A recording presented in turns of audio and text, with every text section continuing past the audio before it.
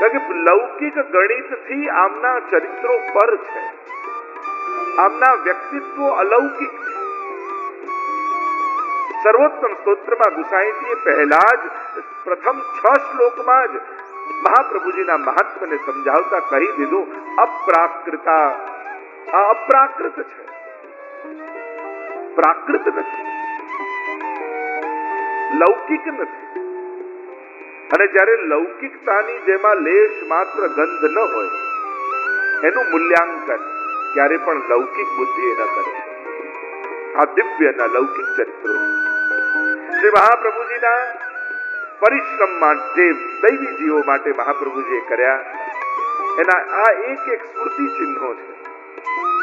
11 વર્ષની અલ્પ આયુના શ્રી વલ્લભાચાર્ય મહાપ્રભુજી એક ધોતી ઉપરણા ધારણ કરી પોતાની માતાની આજ્ઞા લઈ અને દૈવી જીવોના ઉદ્ધાર માટે, ભક્તિનો પ્રચાર કરવા માટે, ભૂવિ ભક્તિ પ્રચારૈક, આ ભૂતલ પર ભક્તિનો પ્રચાર કરવા માટે શ્રી મહાપ્રભુજી પોતાનું ઘર પરિવાર છોડી અને જગતના કલ્યાણ માટે નીકળ્યા છે.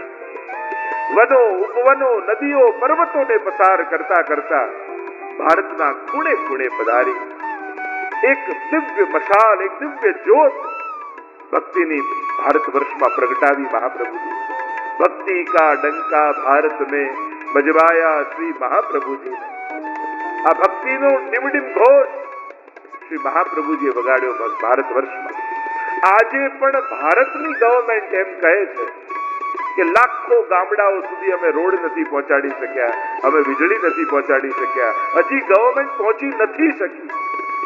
જ્યાં આજે આટલા વર્ષો બાદ પણ ગવર્મેન્ટ પાસે આટલા સાધનો હોવા છતાં ન પહોંચી શકી હોય, ત્યાં અમારા હિન્દુ ધર્મ, સનાતન ધર્મના આચાર્યો એ ભારતના ખૂણે ખૂણે, ગામડે ગામડે પહોંચ્યા. શ્રી મહાપ્રભુજી આજથી 550 વર્ષ પહેલા કેવા કેવા નાના નાના ગામો જે ભારતના નકશામાં ન દોરાયા હોય એવા એવા સ્થાનો, એવા એવા તીર્થોમાં, ત્યારે તો નથી કોઈ મેપ, નથી કોઈ જીપીએસ, નથી કોઈ પ્લાનિંગ, નથી કોઈ બજાર, નથી કોઈ લાઈટ, નથી કોઈ રસ્તા, નથી કોઈ વાહન. અને એવા સમયમાં આપણા આચાર્યોની ક્રાંતિ, એમનો પરિશ્રમ આ હિન્દુ સંસ્કૃતિને જાગૃત બનાવવા માટે, આખા ભારત વર્ષને અખંડ બનાવવા માટે જે મહાપ્રભુજીએ પરિશ્રમ કર્યો છે, એ ભારત વર્ષ પર રહેલો આપનો ઉપકાર પ્રત્યેક ભારતીય કેમ ભૂલી શકે?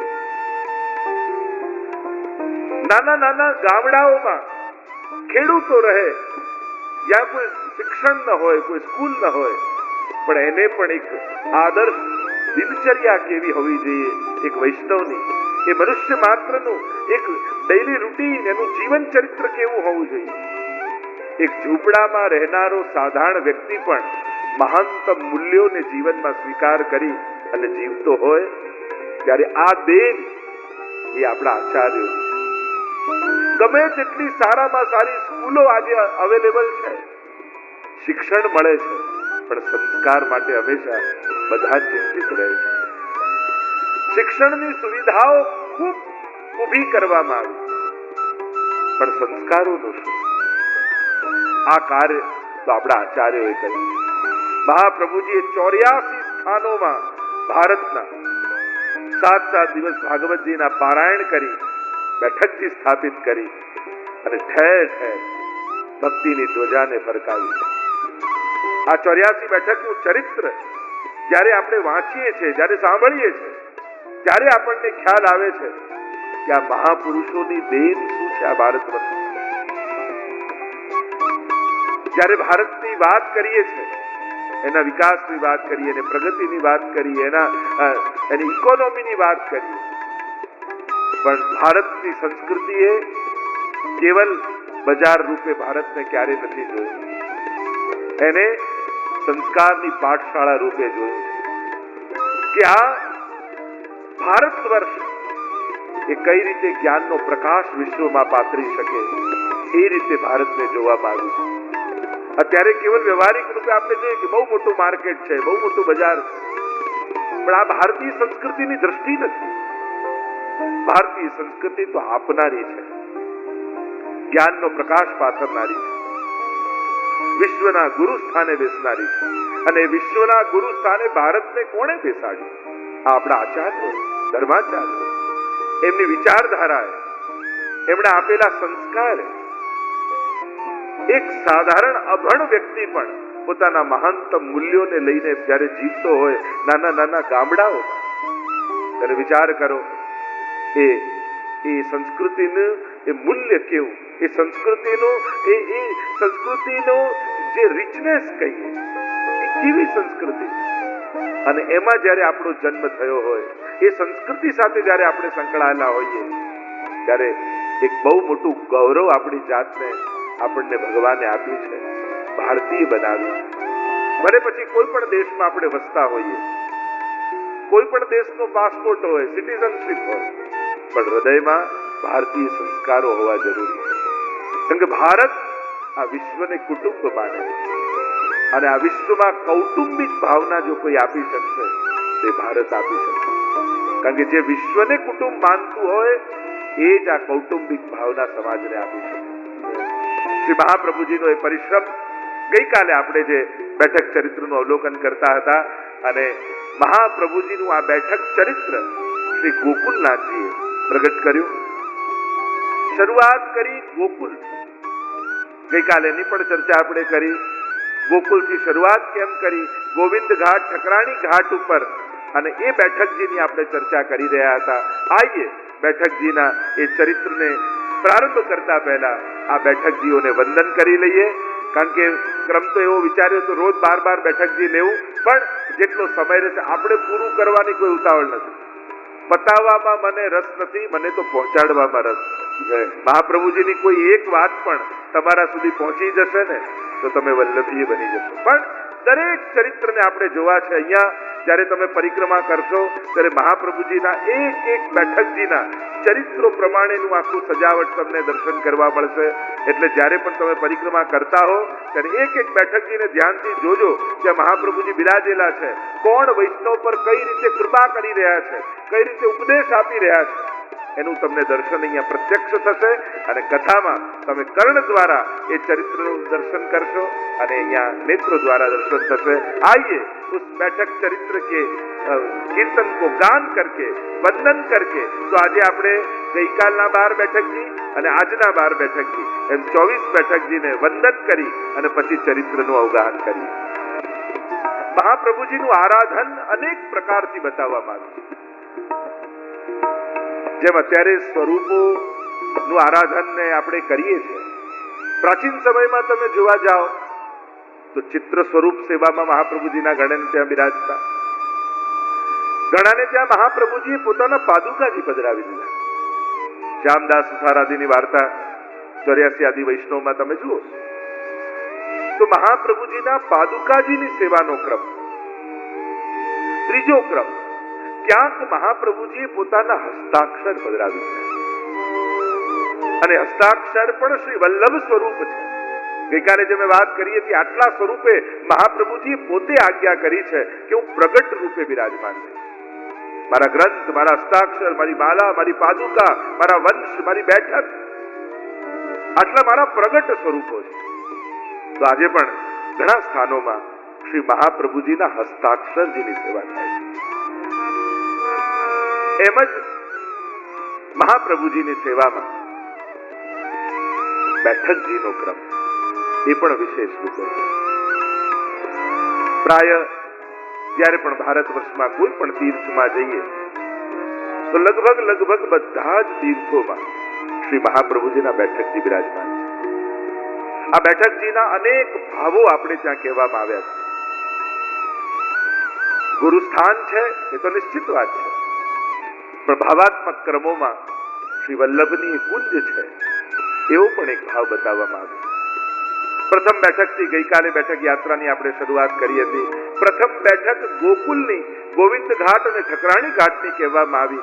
જે ચર્ચા આપણે કરી રહ્યા હતા કે બેઠકજીની શરૂઆતની યાત્રા તો જન્મથી હોવી જોઈએ, પણ આ કોઈ ઐતિહાસિક રૂપે બેઠક ચરિત્રનો ક્રમ નથી બતાવવામાં આવ્યો, મહાપ્રભુજીના જીવન ચરિત્ર રૂપે નથી બતાવવામાં આવ્યો. નહીં તો ચંપારણથી શરૂ થાત, પહેલી બેઠક ચંપારણજીની કહેત. પણ આ એક પુષ્ટિ ભક્તિની યાત્રા રૂપે શ્રી મહાપ્રભુજીના બેઠકજીનો ક્રમ બતાવવા માટે પુષ્ટિ માર્ગનું એક મહત્વનું ઐતિહાસિક સ્થાન એ આ ગોકુલની ગોવિંદ ઘાટ અને ઠકરાણી ઘાટની બેઠકજી છે. કારણ આ પુષ્ટિ ભક્તિના પ્રાગટ્યનું સ્થાન છે. શ્રી વલ્લભના પ્રાગટ્યનું સ્થાન ચંપારણ્ય છે. શ્રી શ્રીનાથજીના પ્રાગટ્યનું સ્થાન ગિરિરાજજીની ઉપર છે. શ્રી ગુસાઈજીનું પ્રાગટ્ય સ્થાન એ ચરણાટ છે. પણ પુષ્ટિ ભક્તિનું પ્રાગટ્યનું સ્થાન એ આ ગોકુલની ગોવિંદ ઘાટ અને ઠકરાણી ઘાટની બેઠક છે. ગઈકાલે જે ચર્ચા કરતા હતા, ઠકરાણી ત્રીજનો દિવસ છે. મહાપ્રભુજી વ્રજના બધા જ સ્થાનોને પ્રગટ કરતા કરતા ગોકુલ પધાર્યા છે. ગોકુલમાં જ્યારે મહાપ્રભુજી યમુનાજીના દર્શન કરે છે ત્યારે સાક્ષાત 16 વર્ષ યુવતી સ્વરૂપ શ્રી યમુનાજી પ્રગટ થાય છે. હાથમાં કમળની છડી લઈ અને સ્થાન બતાવે છે. આ ગોવિંદ ઘાટ છે, આ ઠકરાણી ઘાટ છે. અને એ સમયે સાક્ષાત યમુનાજીના પ્રગટ સ્વરૂપે દર્શન કરી શ્રી મહાપ્રભુજીના મુખમાંથી યમુનાષ્ટકનું પ્રાગટ્ય થાય છે. ત્યાં સુધીની કથાનું દર્શન આપણે કર્યું હતું. અને એ દિવસે જ્યારે યમુનાજીના દર્શન થયા, મહાપ્રભુજી ગોવિંદ ઘાટ ઉપર ભાગવતજીનું પારાયણ કરવા બિરાજી ગયા. 7 દિવસ સુધી આ સ્થાન ઉપર મહાપ્રભુજીએ ભાગવતજીનું પારાયણ કર્યું. જો આ બેઠકજીમાં દરેક સ્થાનોમાં 7 જ દિવસ પારાયણ કર્યું હોય એ જરૂરી નથી. ક્યાંક 3 દિવસ છે, ક્યાંક મહિના સુધીનો પણ ઉલ્લેખ છે, ક્યાંક 6 મહિના વિરાજ્યા છે, ક્યાંક કેવલ સંધ્યાવંદન કર્યું છે. એવા પણ બધા ક્રમ મળે બેઠકજીના ક્રમમાં. પારાયણ થયું પૂરું. પવિત્રા એકાદશીનો દિવસ આવ્યો. પવિત્રાનો ક્રમ એ કેવલ પુષ્ટિ માર્ગનો ક્રમ નથી, એ બહુ અનાદિકાલનો ઉત્સવ છે. દરેક યુગમાં જુદા જુદા પ્રકારના પવિત્રા ધરાવવાનો ક્રમ ઠાકોરજીનો બતાવવામાં આવ્યો છે શાસ્ત્રોમાં. અને એટલા માટે જ્યારે આપણા હવેલીના ક્રમમાં પણ, આપણા સેવાના ક્રમમાં પણ આપણે પવિત્રા ધરાવતા હોઈએ ત્યારે સૂતરના, રેશમના, સોનેરી, રૂપેરી, કલાવતુના આવા જુદા જુદા પ્રકારના પવિત્રા ધરાવવામાં આવે. કારણ કે દરેક યુગમાં જુદા પ્રકારના પવિત્રાનો ક્રમ છે. ક્યાંક સોનાના ધરાવવાનો ક્રમ છે કયા યુગમાં, ક્યાંક રૂપાના, ચાંદીના પવિત્રા ધરાવવામાં આવે, રેશમના અને સૂતરના, આવા ચારેય યુગનો ક્રમ એ પવિત્રાનો ક્રમ બતાવવામાં આવે. તો મહાપ્રભુજીએ પવિત્રા એકાદશી નિમિત્તે પોતાના શ્રીહસ્તથી સૂતરનું 360 તારનું પવિત્ર બનાવીને રાખ્યું. આપણે હિન્દુ કેલેન્ડર પ્રમાણે વર્ષના 360 દિવસ માનવામાં આવે છે. અને એટલા માટે મહાપ્રભુજીએ સૂતરનું 360 તાર અને મહિનાની 2 એકાદશી એટલે 24 એકાદશી એવી 24 ગાંઠો બાંધી મણકા છે. એટલે આખા વર્ષનો ભાવ એ પવિત્રાનો ભાવ છે. પવિત્રાના અનેક ભાવ બતાવવામાં આવે છે. પવિત્રા રસમંડન નામનો ગ્રંથ પણ છે આપણે ત્યાં. ખૂબ ભાવાત્મક ક્રમ આપણે ત્યાં પવિત્રાનો બતાવવામાં આવે છે. મહાપ્રભુજીએ સિદ્ધ કરીને રાખ્યું છે. સુંદર મિશ્રી કેસરવાળી કરીને તૈયાર રાખી છે. આજે મહાપ્રભુજીને ક્યાંક સંકેત મળ્યો છે ઠાકોરજી પ્રગટ સ્વરૂપે પધારવાના છે. આ ગોવિંદ ઘાટ ઉપર છોકરના વૃક્ષની નીચે શ્રી મહાપ્રભુજીએ 7 દિવસના પારાયણ પૂર્ણ કર્યા છે. ક્યાંક હૃદયમાંથી એ સંકેતો ઉભરાઈ રહ્યા છે કે આ પવિત્ર ધારણ કરવા માટે પ્રગટ પ્રભુ પોતે પધારશે. આખો દિવસ વીત્યો છે અને આજે આખો દિવસ મહાપ્રભુજીના મનમાં એક ચિંતા રહી. આ ભૂતલ ઉપર જીવનો ભગવત સંબંધ કરાવવા માટે હું આવ્યો છું. પ્રભુ સાથે સાક્ષાત સંબંધ જોડવો છે. પણ શાસ્ત્રો તો એમ કહે છે કે જીવ તો અનેક દોષોથી ભરેલો છે અને શાસ્ત્રોમાં તો શરતો છે. આ બધા જ અપરાધો ને દોષોમાંથી મુક્ત થાય જીવ તો જ પ્રભુને લાયક બને, તો જ પ્રભુ સાથેનો સંબંધ થઈ શકે. જોડે ગીતાજીમાં પણ ભગવાને કેટલી શરતો ને કેટલા લક્ષણો બતાવ્યા. સભક્ત મે પ્રિય, સભક્ત મે પ્રિય, તુલ્ય નિંદા સ્થિર મૌની સંતુષ્ટો યેન કેનચિત, અને અનેક શરતો આપી. અને જ્યારે આપણે આ બધું વાંચવા જઈએ તો જીવને એમ લાગે કે હું તો ક્યારેય પ્રભુને લાયક થઈ જ નહીં શકું, મારો સંબંધ તો પ્રભુ સાથે ક્યારે સંભવ જ નહીં થાય.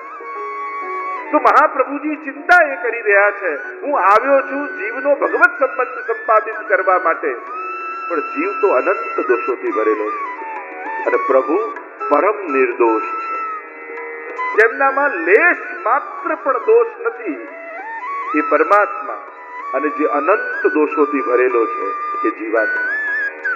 તો આ બંનેનો સંબંધ સંભવે કઈ રીતે? અને જો સંબંધ ન કરાવી શકો તો મારું તો ભૂતલ પર આવવું નિષ્ફળ થઈ જાય. પ્રભુ આપે મને મોકલ્યો છે આ દૈવી જીવોનો ભગવત સંબંધ કરાવવા માટે, પણ આ જીવનો સંબંધ થશે કઈ રીતે? એક વસ્તુ યાદ રાખો, ભગવાનના લાયક બનવું બહુ અઘરું છે, પણ ભગવાન ના બની જવું બહુ સહેલું છે. ભગવાનના લાયક બનવાની મહેનત ન કરતા ભગવાન ના બનવાનો પ્રયાસ કરજો. જેવો છું તેવો પ્રભુ તારો છે. કારણ કે પ્રભુ ના થવા માટે સરળ શરત છે, બસ જે મારું કાંઈ પણ છે એ તારું છે, હું પણ તારો છું. હૃદયથી એને સમર્પિત થઈ જાઓ.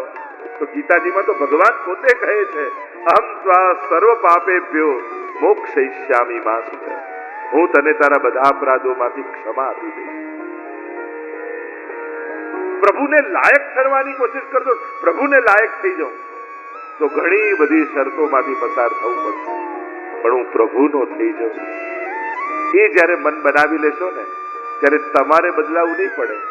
કાદવમાં પડ્યું હોય બાળક, માં ગમે તેટલી શણગાર સજીને તૈયાર થઈ હોય, પણ કાદવમાં પડેલા બાળકને જોઈ માં એમ નથી કહેતી કે જા પેલા નહીને આવ પછી મને અડજે. પડેલા બાળકને દોડતી જઈ, ન પોતાના વસ્ત્રોની ચિંતા, ન પોતાના દાગીનાની ચિંતા, ન પોતાના તૈયાર થયેલાની ચિંતા, એ તો દોડતા જઈ એમને ખોળામાં લઈ અને પોતે એને લઈ જઈને ચોખ્ખો કરી. બસ આ તો સમર્પણ છે. પડ્યા છીએ ખાડામાં, સંસારના દલદલમાં કૂપાયેલા છીએ, અનેક દોષોના કાદવોથી ખરડાયેલા છીએ, પણ હે કૃષ્ણ તારા છે. બે હાથ જોડીને જ્યારે બે હાથ ઊંચા કરી ભક્ત જ્યારે ભગવાનને પોકારે, હે કૃષ્ણ તારો છું, ત્યારે ભગવાન પણ પોતાના શાસ્ત્રોના ચોપડાઓ બંધ કરી ખૂણામાં મૂકી અને દોડતો આવી આપણને ખોળામાં ઉચકી લેતો હોય. આજ તો કૃપા માર્ગ છે, આજ તો શરણાગતિનો માર્ગ છે. સાધન બળે શ્રીજી તારી પાસે પહોંચવું એ અમારું સામર્થ્ય નથી, પણ શરણાગત થઈ તારા થઈ જવું આટલું તો સામર્થ્ય છે. એટલે ભગવાનને લાયક નથી થવું, ભગવાન ના થવું. જ્યારે આ ચિંતા મહાપ્રભુજી કરી રહ્યા છે, મધ્યરાત્રિનો સમય આવી ગયો, અડધી રાત્રિ થઈ ગઈ, મહાપ્રભુજીને નિંદ્રા નથી આવતી.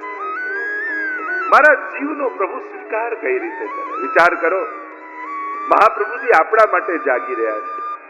આજ તો મહાપ્રભુ છે ને, પ્રભુ ઠાકોરજીને કહીએ, વલ્લભને મહાપ્રભુ કહીએ, કારણ સર્વતંત્ર સ્વતંત્ર એ પરમાત્મા શ્રીનાથજી, એને કોઈ બાંધી ન શકે, પણ એ પ્રભુને પણ પરતંત્ર બનાવી ભક્તનો અને એની ગોદમાં પધરાવી દે એ મહાપ્રભુ છે.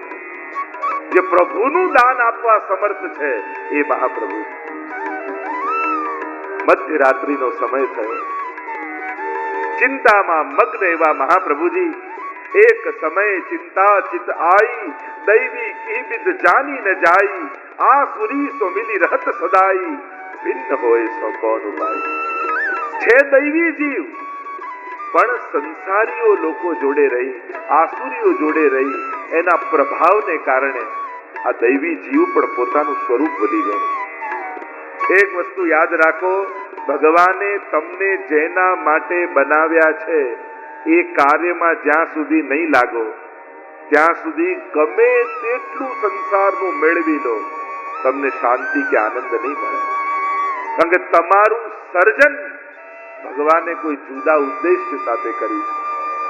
પુષ્ટિ કાયેન નિશ્ચય, મહાપ્રભુજી કહે છે. મારા પુષ્ટિ સૃષ્ટિનું સર્જન એ મહાપ્રભુજી કહે છે ઠાકોરજીએ એની ભક્તિ અને સેવા માટે કર્યું છે. અને જેના માટે તમને ઘડ્યા છે એ કાર્યમાં નહીં લાગો ને ત્યાં સુધી તમને સંસારના કોઈ પદાર્થ તૃપ્તિનો અનુભવ નહીં કરાવી શકે. ભલે બધું જ દુનિયાનું મેળવી લો, પણ જ્યાં સુધી કટોરી મિશ્રી ઠાકોરજીને નહીં આરોગાવો ને ત્યાં સુધી તમને ઓળકાર નહીં આવે. કારણ કે તમને ઘડ્યા છે ભોગ માટે નહીં, ભોગ ધરવા માટે બનાવ્યા છે. તમને શ્રીજીએ એમની સેવા માટે ઘડ્યા છે. અને જ્યારે એ વાસ્તુની સભાનતા થઈ જશે ત્યારે જીવનનું લક્ષ્ય મળી જશે. ચિંતા કરી રહ્યા છે મહાપ્રભુ, કારણ કે આસુરી છો, તમે જેની સાથે રહો એનો પ્રભાવ તમારી પર આવી છે. સંસારમાં રહીએ છે પણ સંસાર માટે નથી પેદા થયા. નાવ પાણી માટે જ છે અને પાણીમાં નાવ રે બરાબર છે, પણ નાવમાં પાણી આવી જાય તો નાવ ડૂબી જાય. એમ સંસારમાં રહેવું બરાબર છે, પણ સંસાર આપણામાં ન આવી જાય.